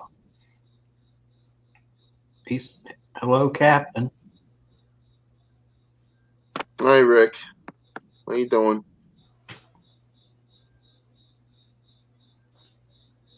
Tortessa. Do I know you, Tortessa? Am I having a secret moment here? Oh. Rick, Iron Man doesn't have a webcam. I said Walmart, $20. Get you like a lot. I think the model is like a Logitech. I got the simplest one you can get, of course, because I'm cheap. It works. I think it was like $25, and with Walmart you get free shipping. And I think maybe I got it at Amazon. I can't remember where it came from. No, it was Walmart. Hey, Tortessa. Hey, Ricky. Hey, Iron Man. Hey, Cap, I was playing with the brass. What do you think? No, that's nice. Cool. Where'd you get that? It's a bell my mom gave me it was a joke that we had ongoing in our family. When I was growing up, there was a bell like this that hung on the back porch. And when you heard it, you had to come home. It was dinner time, the old triangle, truck wagon, instead we revolved to that. So when I got my first house here in town, my mom sat there, knew how much I thought this was a joke. So she sent me one. Huh. So now I'm buffing it all up and everything else, and I'm going to get it engraved, and I'm going to give it to T-Dub. Oh, cool. So, but I didn't realize that I could sit there, and I thought this was brass. It looks like brass. It feels like brass. I don't know if it is brass or not, but I sat there and I hit it with 2,000 grit sandpaper, and then I used automotive rubbing compound, and that's what gave me this. Yeah. And I haven't used any brass polish on it yet, so I don't know. It's just Any kind of polish works on brass. Huh? Any kind of polish works on brass. Yeah. Well, I was in between projects and I was bored, and it happened to be 420 in the garage, and I was looking at the bell, and that's what happened. Did that explain it?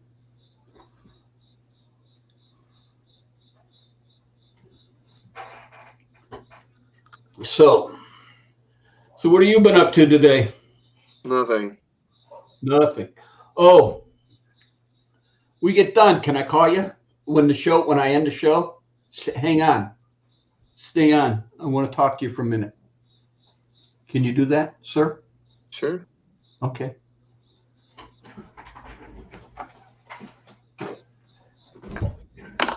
You're not ending now, are you?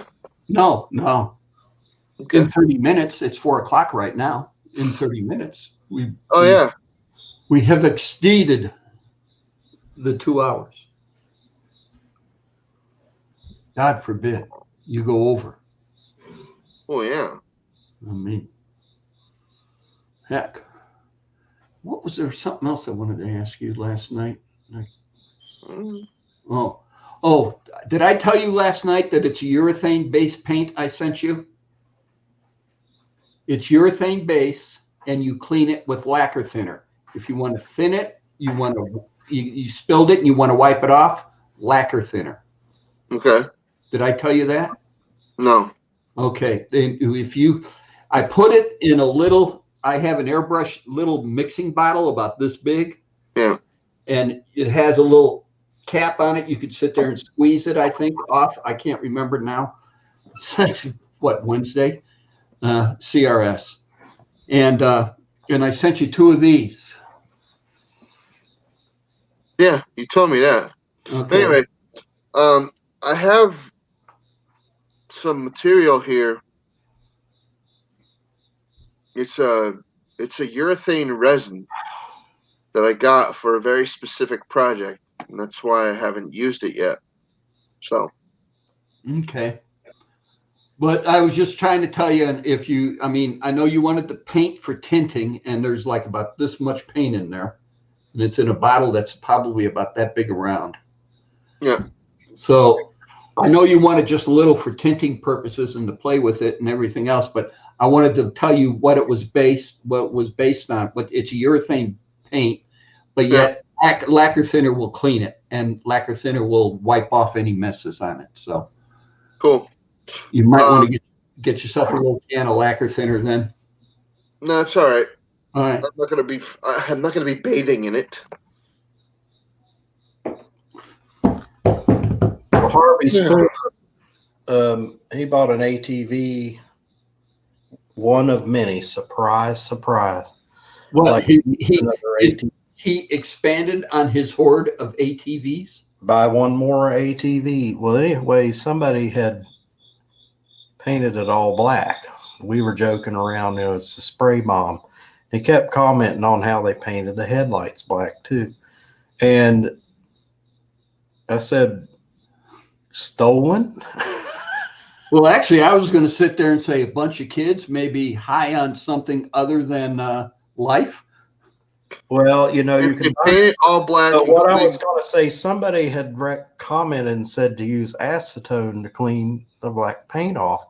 No. And I said, no, that is a bad idea because it will melt the plastic that's underneath the black paint. Well, acetone will take everything off. Well, I told him to use paint thinner, and because it's a whole lot less. With the chemical balance, with everything the way they're going right now on painting and paints, what I found out getting back into it is that they're trying to sit there and slowly out of your aerosol cans, everything, trying to slowly, get the chemicals out of there. And they're trying to all make it waterborne, all waterborne paint. And that's what they're talking about. And still have the durability of good old Rust-Oleum enamel that you painted that old steel chair of your grandmother's the other day, and it's still old. And so they're trying to do that, and that's what they're trying to in the mix of. In the meantime, most of the paints you can cut or you can sit there and thin with lacquer. Well, see, so if you just want to take off something that was rattle canned on, you could probably use lacquer thinner, but if you use acetone, it's going to take everything. Well, this paint is $1 a can at the Dollar Tree or Family Dollar. Yeah, it's probably a cheap. It's nothing but garbage. I mean, it's paint. I mean, if you need to do a little touch up and you need a can of spray paint and you buy yourself your dollar store white, like say you got a spot on the wall and you want to do a touch up, yeah, it'll work fine, but for a motorcycle or a ATV, no, you could just take it. I mean, soap and water wouldn't be enough to take that Dollar No. Tree paint off, but dollar store paint off, but maybe a The little. old rule of thumb, David, back when I was painting, was enamel was a more durable, but it took you a lot you had to bake to get the shine out of it, and then do some rubbing. Lacquer was not as durable as an enamel. Ford used lacquer, I think, or enamel. Chrysler used enamel, and GM, all products were lacquer. But lacquer would give you a better glossy shine, but it wasn't as durable as enamel. Okay. Right. And this is cheap old flat black. It probably And is. so if it's cheap old flat black dollar rattle can paint and everything else, chances are it's enamel. Okay. Yeah. School of thumb sat there and said, you got an enamel-based car. You want to sand it down, you want to paint it. Well, you cannot put lacquer on top of enamel because the lacquer will draw the chemical out of the enamel and sit there and blister and give you all that funky spider web looking stuff and everything else like I had going on the hood.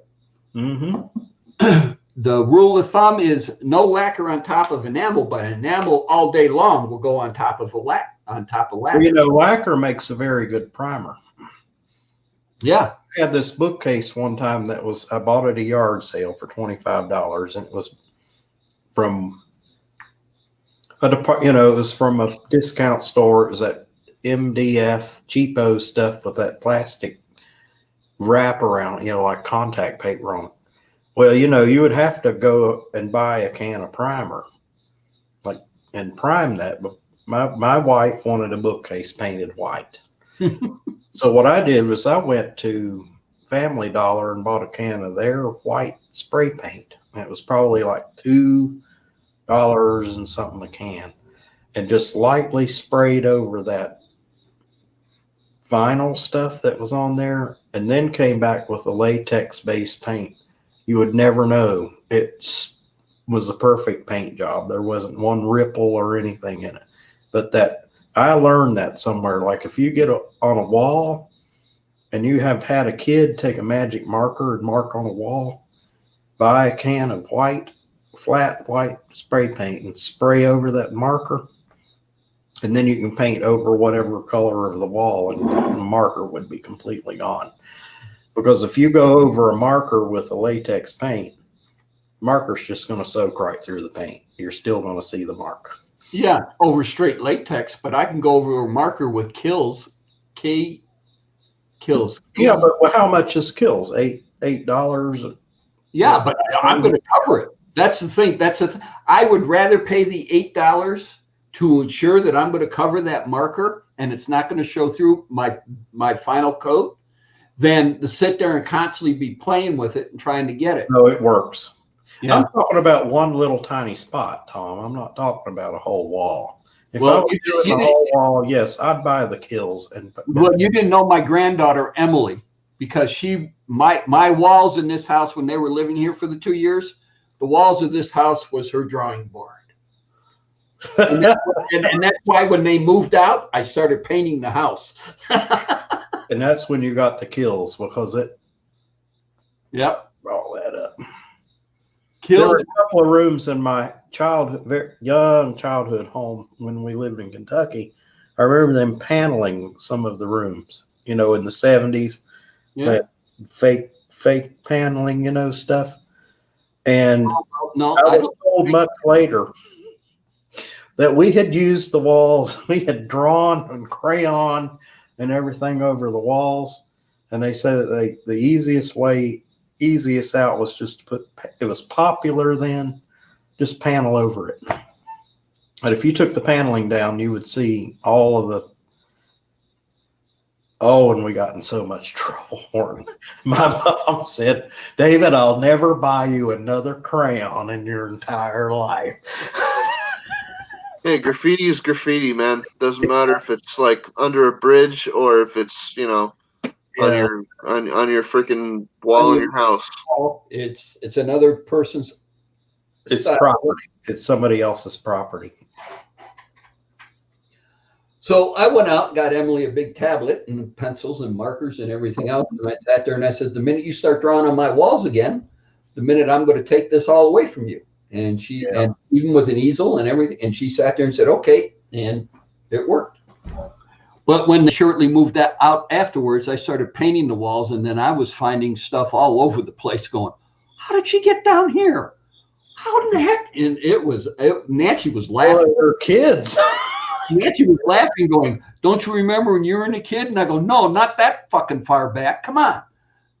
And I'd be sitting there in the living room, and you got to remember now, when I did this, the living room, no furniture, no carpeting, completely gutted, everything else. And I figured I was going to paint it before I get the carpet laid.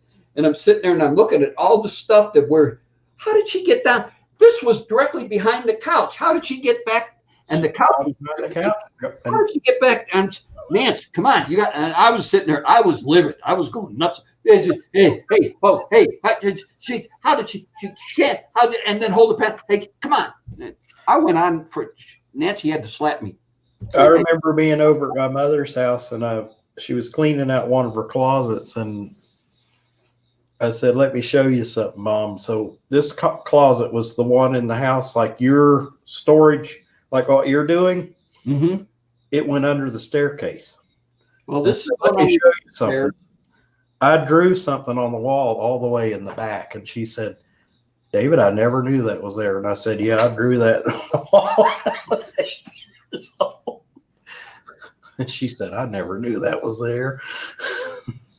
No, it was unbelievable where this girl got. So I was totally amazed on it and everything. Well, see, I don't understand why that little space wasn't open anywhere. Every house that I've lived in that had a staircase that went to like yours, they had at least a little doorway and everybody had a little storage underneath the steps, underneath the stairs. Yeah, but you got to remember is back in this house was built and it is a subdivision house. So granted, you walked in, you drove into the subdivision as it's being developed, and there were 4 or 5 models on this. This was the biggest model on it.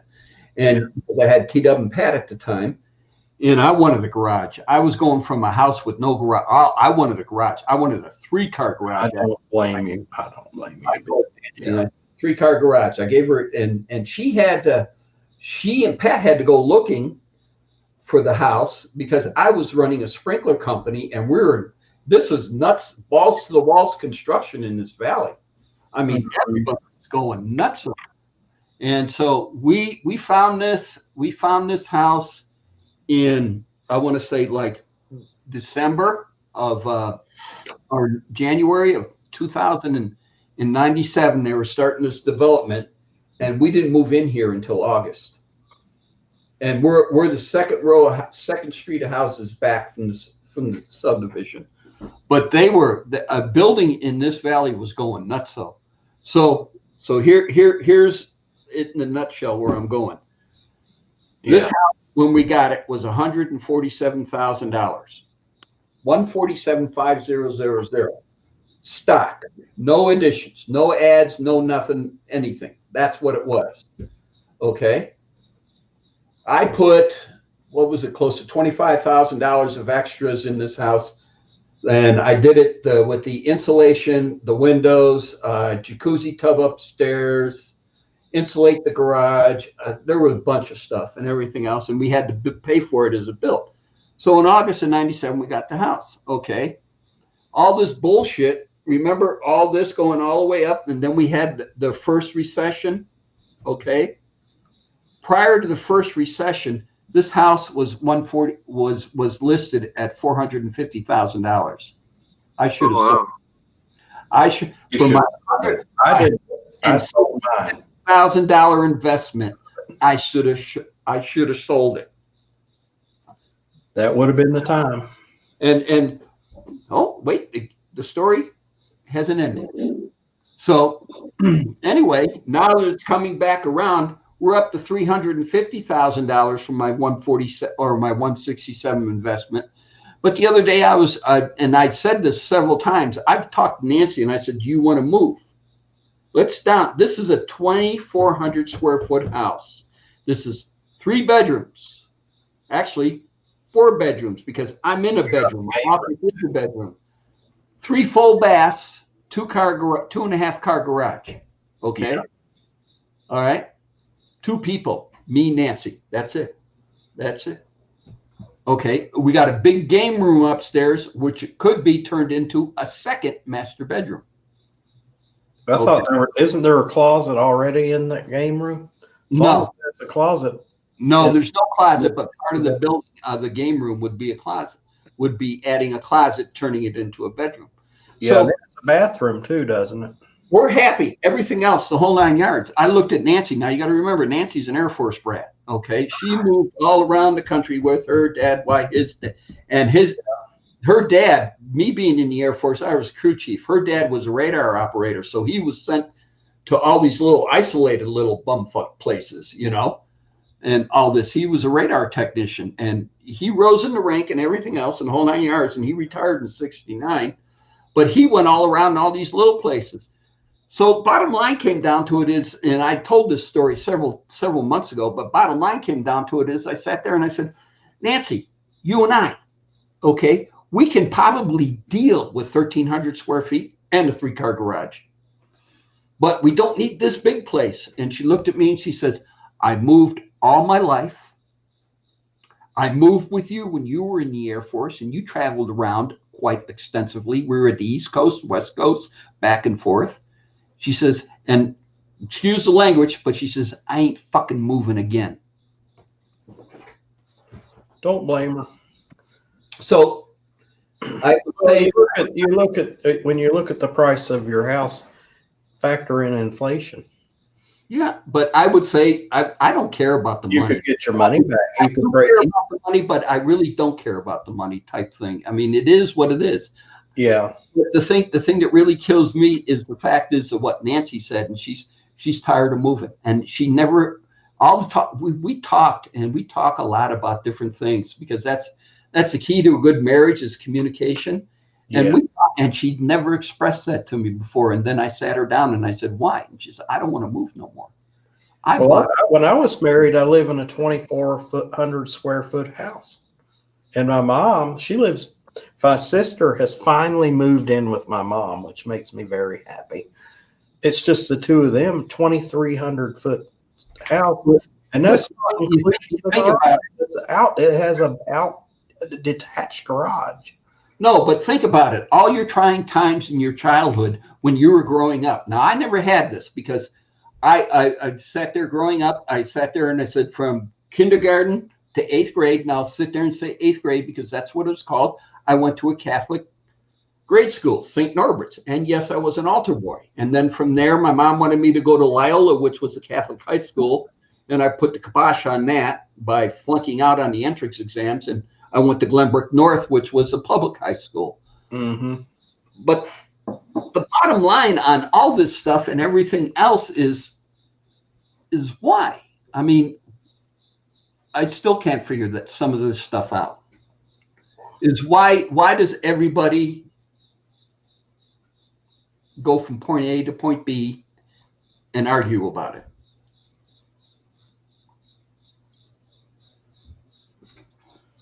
I would like to move from this point into a nice little modest ranch house with a garage. Well, if I had that house over the one, you could move in with me and be my. There would have been room for you and what's her name? Crystal and me. It had 2 bedrooms. It had a den, like a room that was added on that could easily be turned into a 3rd bedroom. I'm not moving in with anybody except for her. 1,200 foot basement in it, with a garage, full laundry. You know what I really want? Well, actually, probably if you were in the right place at the right time, which would have been out here And I would said during all that, what was it, the depression going back in 2005 and 7 and everything else, Yeah. Cap, you probably could have picked up a fixer-upper, and I mean really seriously fixer-upper, 3-bedroom ranch with a garage for pennies. Yeah. Out here, the house prices average for $350,000. It all depends on the house. I mean, Not out here. Not out here. That's okay. Okay, listen. That's the average, Mm-hmm. not the middle of the road. That's the average. you can The pick middle your of the road house here. Hold on. The Mhm. middle of the road house here, okay, is about $175,000. That's the facts. That's like 175 to 200,000 will get you a decent home here. However, the average house price here, they're going to tell you, is 350,000. Don't let that fool you, because there are homes here that are up into the tens of millions. It's Connecticut. Mm-hmm. Greenwich, Connecticut, where all the superstars and the celebrities live. Okay, Yeah. And I know I'm talking to a guy who lives in LV. I understand. Okay, I understand. But you figure here the home prices are pretty normal compared to a lot of other places. when we moved back from Illinois back to Vegas, when I got the job offer and I came here for Grinnell during the Las Vegas Hilton fire, and we're rebuilding the Hilton. Grinnell moved me back here, and we looking for a house. I sat there and I said, I want a fixer-upper. I said, I want about 1,300 square feet. I want a garage. It does not have to be necessarily a garage, but I want a fixer-upper, and that's what I got, and that's what I did. I went through that house. I mean, and this is 1982 money, Cap, but I paid $54,000 for a nice big lot with a swimming pool, with a 1,300 square foot home, 3-bedroom, 2-bath, $54,000. That was It was a basket case. It was a fixer-upper. I mean, it wasn't a dump. We moved in. I mean, minute I closed on the house, I moved my family in, and we slept in that house that night. Yeah. Okay. But I slowly took each room, gutted it down to studs, re-insulated, even the interior walls, re-sheetrocked. Buddy came in, textured, paint, everything else, new carpet, 1-bedroom done. And I slowly went through that house. We stayed in that house for 16 years. I paid $154 for it. I don't know what I invested into it, but I was down to the 1-bedroom that I had, one room I hadn't done, which was a master bedroom. I even put a 16 by 18 room addition on the house. And in 97, we sold it for $120,000. Okay. So out here at that time, there were houses. I mean, fixer-uppers, big time. But you're in an area that Hi, Jimmy. It just, I sent put the link out there. Well, okay, it's out there. Thanks. Yeah. Come on up, Jim. Got a few minutes. In the area that to where, I mean, price drives the market. That's all I can say on that. We're talking about housing market over the years. How much are the mortgage prices? Like, what are the mortgage payments on something like a $200,000 house? All right, my mortgage payments right now are $1,300 a month in this house. You've had the house for how long? I've had the house for, I want to say, 23 years. Okay, so did it start off $1,300? We bounced around and everything else. When I refinanced the house when I put the patio cover on the back and landscaped it in the backyard. The only landscaping came was in the front. Tom, answer my question. What? Did you start off at $1,300? No. What did you start off at? $1,000 a month. Okay. That's a very normal thing to pay around here. And it's been that way for about 25 years or so, okay? Give or take. That's a very normal house payment here. It's the same, it's very similar here.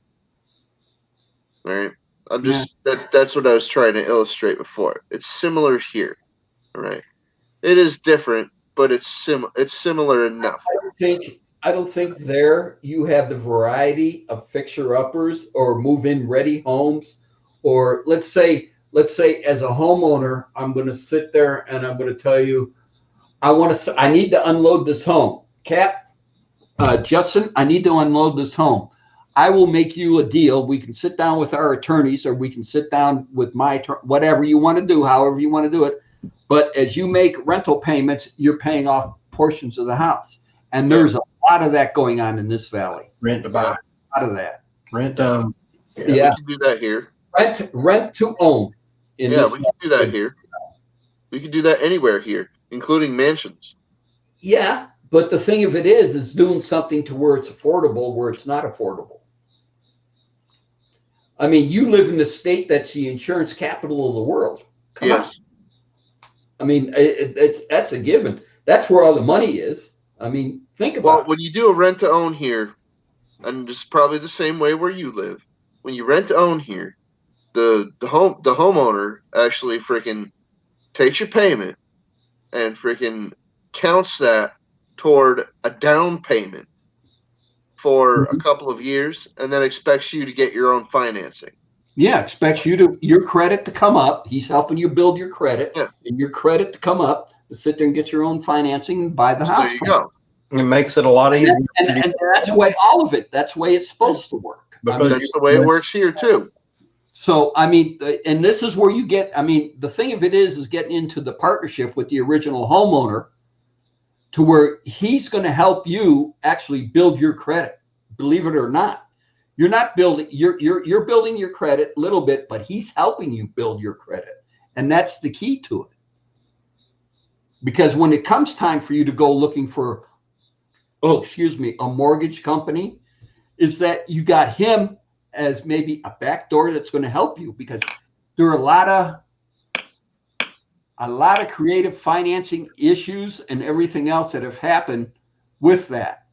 And and it depends upon how much you want to go or where you want to go, what your deal is. But yeah, I mean, I was in one to where before we brought the one house, I was in one to where we sat there and the guy sat there, he's in rent to own. And I sat there and we went all the way down to numbers and everything else in the whole 9 yards. And then when it came time to sit there going, all right, well, I'm going to make your mortgage payment for you, but then I'm making on top of that, what percentage on top of that's going to go into the escrow account, supposedly I called it an escrow account, to where it's going to work towards me getting equity on that house. And the percentage point on that, he sat there and we're not. Well, the deal fell through. But it's very creative financing is the point I'm trying to make, Cap. That's all it is. And as a homeowner, you can do it yourself. I mean, sit there and get a lawyer and sit down and you'd say, this is what I want to do, and the lawyer writes it up legally. And you get your lawyer and you sit there, this is what I want, and he writes. And the two of them both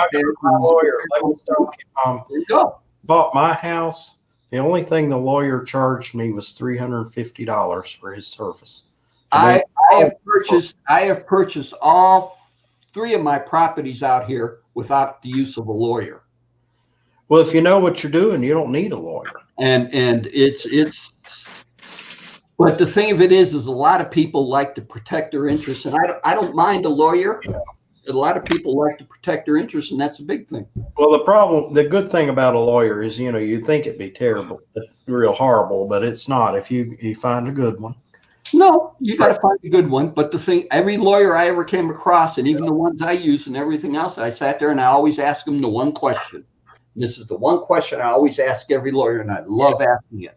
I sat there and I go, how do you like making your living over the pain and suffering of others? Well, I did. My lawyer wasn't. And I look at every blood sucking lawyer like that, and that's it, because that's exactly what they are. He just was a real I'll tell estate, you this: and he was around here, the lawyers don't lose any sleep over it. Yeah, well, I can understand that. Hey, I'll be back. This has a hole in it somewhere Yeah, I down know you have a leak. It keeps leaking out. I don't know why. I mean, I keep looking for it. You just refilled that, too. You finished yours before I finished mine. Just means you got to drink faster. No, I know your dilemma now that, Tom could probably still hear us. I know your situation there. And when you move, I know there's an investment that you have to make. You have to pay movers to move you. You have to make, either if you rent or buy or whatever, you got to make a down payment or make some kind of a deposit. Yeah, I understand that. But when I moved, it cost me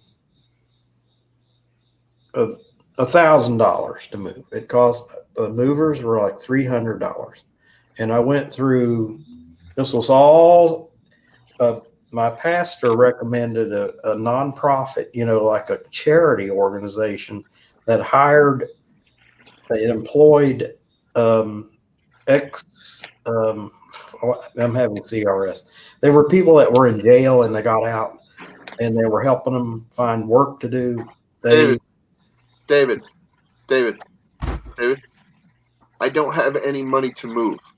I know, but I know you don't, and that's why everybody on these panels are saying, "Oh, it's so easy. You can do that." I know how much it costs to move. It's at least $1,000, and I'm in North Carolina. You're in Connecticut. It's probably going to cost you $2,000 to move somewhere. To move? Well, I'm not worried about the moving expenditures as much as I am the down payment on something. Okay, I don't have a penny. And you have to have credit too. I'm not worried about credit so much as I'm worried about having the money at all. I have no money to listen to me. You have to have money to build credit. I have no money to build the credit at all. What I'm saying to you, Captain Jerk, is I agree with you 100%. I'm trying to say I know where you are. I've been there. I know people that have been in that situation. Yeah. I've been trying to freaking find something to be able to freaking make the money. Right? Yeah. The money's not there. Yeah, I know. I remember. Yeah. It's not there. Oh. Hey, Jimmy. We need a Captain Jerk mattress to hide the money under for him. Okay, I can't hear this from you. Go ahead. Was go into business selling these skulls. Yeah. And someone's got to extract the profits from Captain so that he can actually save it. He needs to start making a profit. Yeah, instead of giving it away. Like a couple of years ago, my landlord actually freaking told me, "Oh, well, just start giving me an extra $100 per month, and I'll save it up for you." I'm like, what the fuck are you not understanding? There's no extra. Well, there isn't a landlord. I would have grabbed him and sat there and said, "Now, which banana boat do you think?" I want to tell you, I don't think there's a landlord in the world, and I've had good landlords. Actually, I've only had one good landlord that I just lost the other day. Don't trust him. I don't trust anybody. Don't give your landlord another $100 a month. Well, I don't have another 100. Yeah. Oh, that sounds. But if you had it, if you did, that would have been stupid. Well, there's no if. I don't have it. Yeah, we understand that, Captain. We're trying to be on. We're on the same page with you. Yeah. We're just hashing it out here, buddy. Yes, sir. Even if you had $20 a month to put away, that'd help. And to put it away where you can't use it. My grandfather used to tell me, sit there and take $1 and put it away. Every time you got $1, if you got You take $1 out of it, and put it away. You get another paycheck, take that dollar and put it away. Put it away. I got Put it $2. away. Get another paycheck. Yep. Take that dollar, put it away. Did I listen to him? Nope. I did. It's paid off for me a couple times, socking money away. I did probably maybe 3 times in my life, but that's about it. But I had goals, I had goals that I was trying to set, and I socked it away until I got there. Well, when I was You know, I was on SSI. but I was I was working and Yeah. tips, I was on SSI. I was working too, but it was I wanted to order a brand new 1977 SS 396 Chevelle straight from the factory. Right. You needed $3,000. And I worked 3 jobs during the summer. My senior year, or actually after high school, I worked 3 jobs to sit there and do that.